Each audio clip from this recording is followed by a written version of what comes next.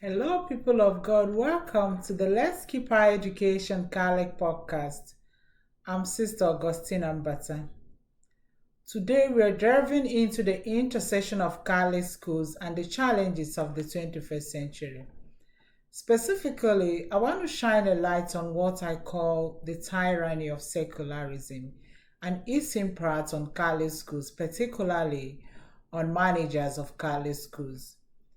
Now, let me be clear. Many of the managers or administrators in Catholic schools are doing incredible work, no doubt. But let's face it, the wave of secularism has hit us hard. Some feel pressured to conform to secular standards because maybe they want to stay relevant or avoid being misunderstood. But then, does conforming really earn society's love and respect? Or does it dilute our religious identity and erode the spiritual capital that is so crucial to our mission? I think the first casualty of this battle seems to be the spiritual dimension of our schools. Because prayer was once a cornerstone of Catholic education, or rather, prayer is the cornerstone of Catholic education, but sometimes it is relegated to the back burner. We have bought into this misconception that academic excellence alone defines our mission. But true Catholic education develops the whole child, nurturing their spiritual and moral growth alongside their academics, right? And nowadays, it is disheartening, to witness how some managers have become overly preoccupied with financial gain. Running a Catholic school has morphed into a profit-driven enterprise for many, and sadly, a significant portion of these individuals lack any formal certification in education because their primary motivation seems to be the allure of revenue rather than a genuine commitment to educational excellence. In practice, in most parishes, you will find a Catholic school. It is distressing to know that a number of these institutions, a number of these schools can only be described as below average level. I don't hesitate to label them as quack because they fail to meet the basic standards and they lack essential equipment and necessary resources for a quality Catholic education. Regrettably, these schools are not just falling short, they are dragging down our cherished Catholic identity along with them. So it is imperative that we address these issues head on and strive to uphold the integrity and excellence of Catholic education. What about examination malpractice? It is really sad. It's not funny.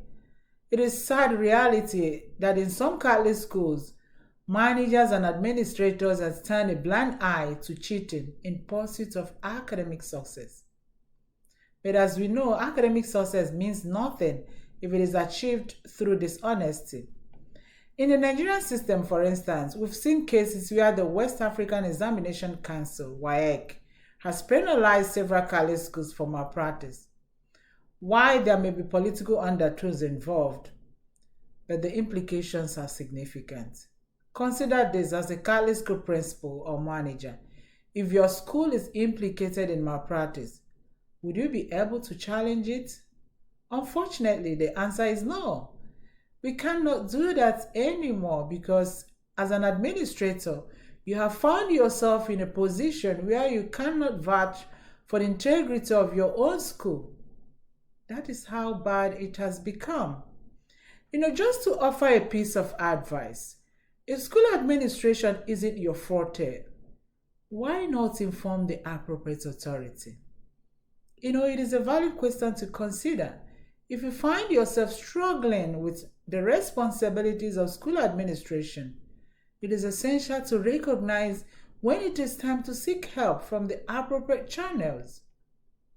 So what can we do about these challenges? How do we remedy the situation? It starts with you and I. It starts with us taking responsibility for upholding the values, the responsibility for upholding these values, the values that define Catholic education. We need to resist the pressures of secularism and focus on developing the whole child. Developing the students academically, spiritually, morally, socially, and emotionally. Well, that's all for today. But remember that Catholic education is more than just academics. It is about instilling Christian principles of love, service, and faith in our students. Until next time, thank you for tuning in, and let's continue to keep our education Catholic.